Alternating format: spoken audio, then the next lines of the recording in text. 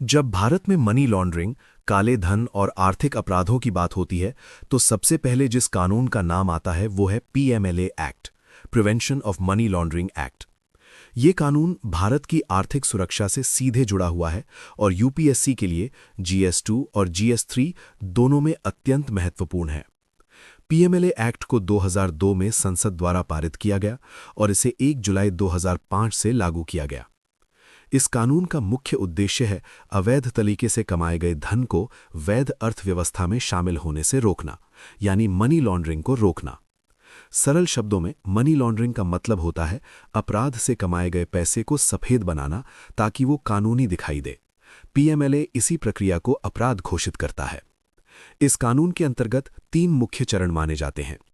पहला है प्लेसमेंट, यानी अवैध धन को बैंकिंग या वित्तीय प्रणाली में डालना।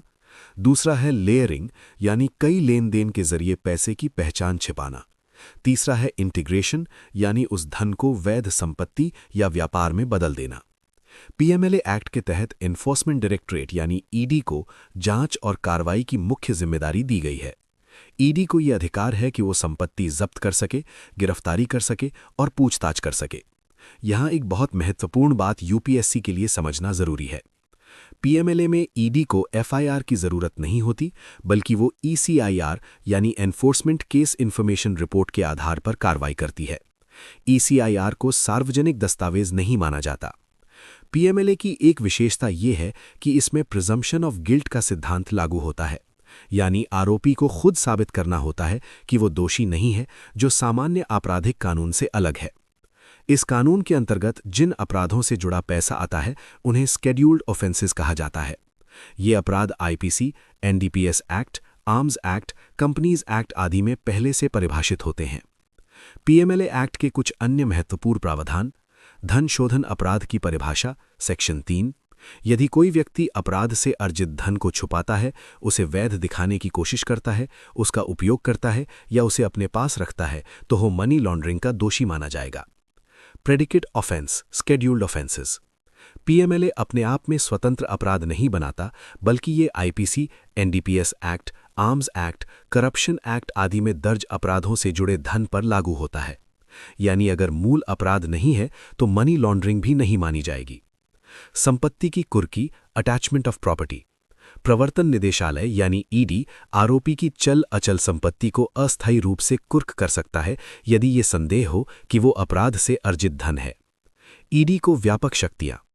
ईडी को तलाशी, जब्ती, समन जारी करने और बयान दर्ज करने की शक्तियां दी गई हैं।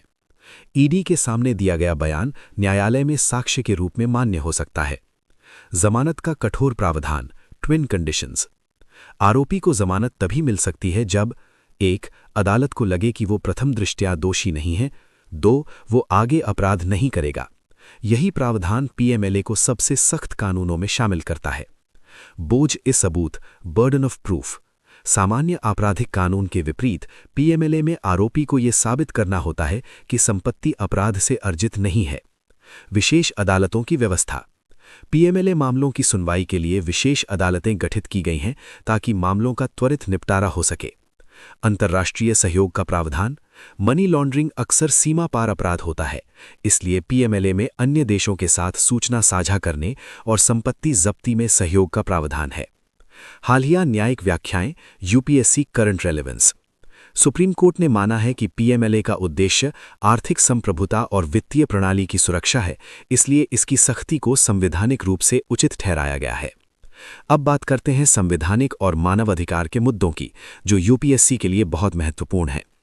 पीएमएलए पर यह आरोप लगाया जाता रहा है कि ये आर्टिकल 20, आर्टिकल 21 और निष्पक्ष सुनवाई के अधिकार को कमजोर करता है।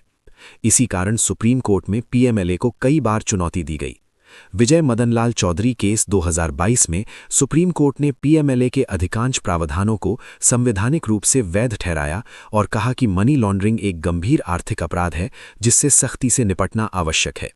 हालांकि बाद के वर्षों में अदालत ने कुछ मामलों में व्यक्तिगत स्वतंत्रता और बेल के अधिकार पर संतुलन बनाने की बात भी कही है। यूपीएससी के दृष्टिकोण से पीएमएलए को ऐसे समझना चाहिए: ये कानून एक तरफ राज्य को आर्थिक अपराधों से लड़ने की ताकत देता है और दूसरी तरफ नागरिक स्वतंत्रता, न्यायिक निगरानी और शक्ति के दुरुपयोग जैसे सवाल भी खड़े करता है। यही कारण है कि पीएमएलए केवल एक कानून नहीं बल्कि राज्य बनाम नागरिक अधिकार की बहस का केंद्र बन चुका है। अगर आप इस विषय को GS2 में संवैधानिक मूल्यों और GS3 में आर्थिक अपराध से जोड़कर लिखते हैं तो उत्तर निश्चित रूप से मजबूत बनता है।